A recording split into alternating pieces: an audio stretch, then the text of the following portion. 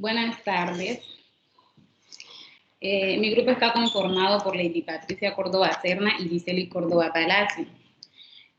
Nuestro ensayo se llama El descontento social, derecho a la protesta y derechos humanos.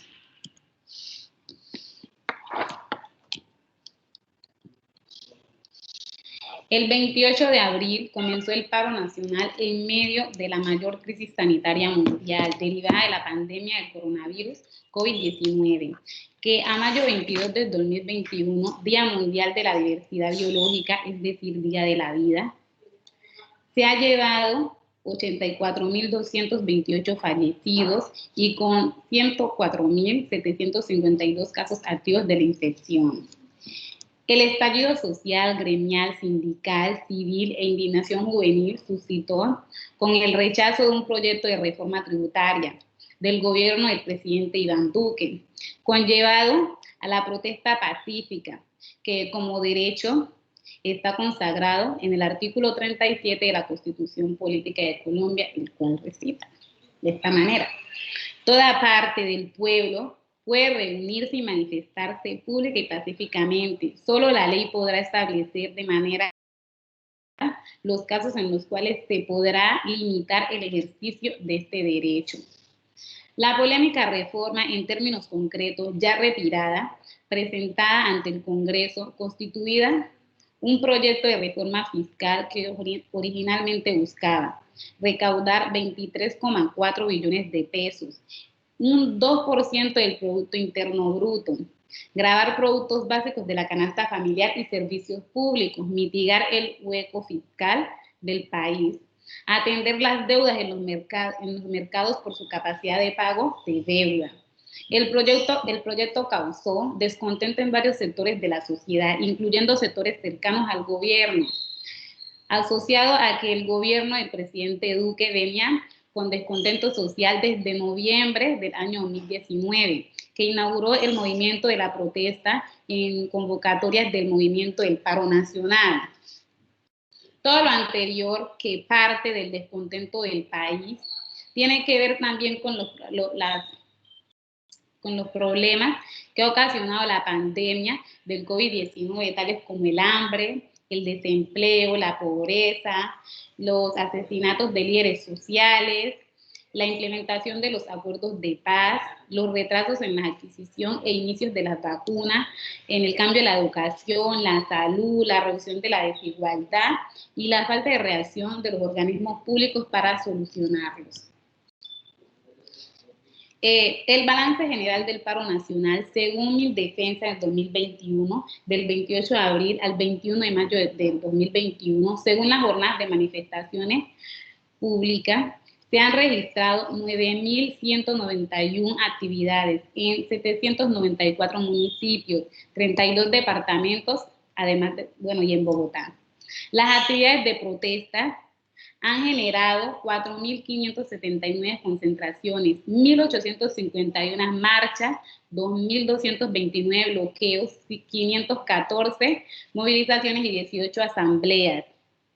Las afectaciones a la Policía Nacional nos muestran un uniformado fallecido por arma cortopunzante, 1.029 uniformados lesionados, 957 hombres y 54 mujeres. Las afectaciones a la población civil evidencian 26 civiles fallecidos, 15 relacionados con la protesta y 11 en procesos de esclarecimiento si han sido en el marco de la protesta. Se reportan 1.037 civiles lesionados en ciudades tales como Bogotá, Cali, Yumbo, Neiva, Pasto, Popayán y otros municipios de Risaralda y el Valle del Cauca. Sin embargo, estas cifras son inferiores a las reportadas por los medios periodísticos. La Agencia del Periodismo Investigativo, API, publica que van 32 civiles fallecidos, mientras que El Espectador nos dice que son 40 personas muertas. Las manifestaciones en paz se mantienen, son mayoría. Los gritos de inconformidad no han cesado y han servido como medio de reclamo social y de atención por el gobierno nacional, así como el aparato productivo del país, el empresariado. que ha sido paralizado viéndose obligado a aportar en la solución. En ese sentido, las afectaciones al comercio, de transporte y otros establecimientos en el marco de las protestas están asociados a lo que el gobierno llama vandalismo y que en un marco de control por parte del gobierno y reclamación de los civiles han llevado a confrontación con el ESMAD, Escuadrón Móvil Antidisturbios de la Policía Nacional. El escuadrón que junto con el resto de las fuerzas públicas vienen siendo cuestionados no solo por el exceso del uso de la fuerza en su actividad de control, la represión de manifestaciones utilizando métodos y armas que violan los protocolos y las normas internacionales, sumados a las acusaciones de violencia, las denuncias de desaparición, violencia sexual contra manifestantes que comprenden la violación de derechos humanos. Por el contrario, las autoridades colombianas deben garantizar el derecho a la reunión pacífica y abstenerse de estigmatizar y reprimir las manifestaciones, la garantía de los derechos y a la integridad de las personas que se manifiestan pacíficamente debe ser el eje central de la actuación de las autoridades conforme a los estándares internacionales de los derechos humanos. Derivado de todo lo anterior, varias organizaciones sociales se unieron para denunciar ante la Comisión Internacional de los Derechos Humanos las posibles violaciones a los derechos humanos cometidos por agentes estatales durante dichas movilizaciones. La alerta detalla casos puntuales de las posibles vulneraciones de dichos derechos humanos por parte de agentes estatales. 105 personas heridas, 4 de ellas con impactos de armas de fuego y 6 con lesiones oculares. También incluyeron 14 muertos en las manifestaciones de Cali, de los cuales hay 7 casos verificados y el resto en espera de aclaración de los hechos. La denuncia hace un reporte de 445 detenciones arbitrarias en las principales ciudades del país. De estas 159 se habrían dado en Medellín y el resto en Bogotá, Cali, Yopal, Neiva, Ibagué, Pasto, Villavicencio y Barranquilla.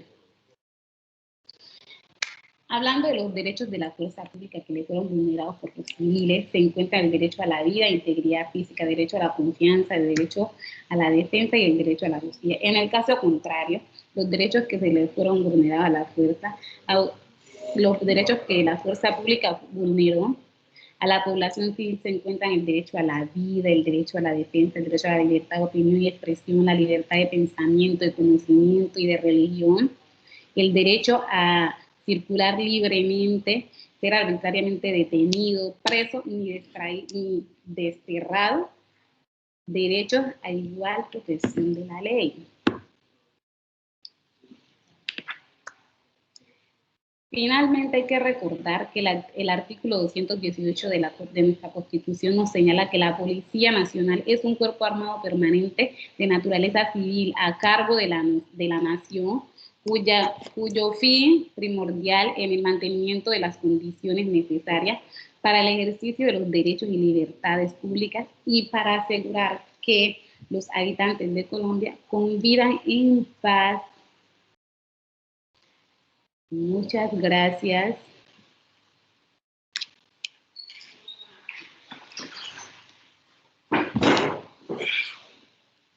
Mira.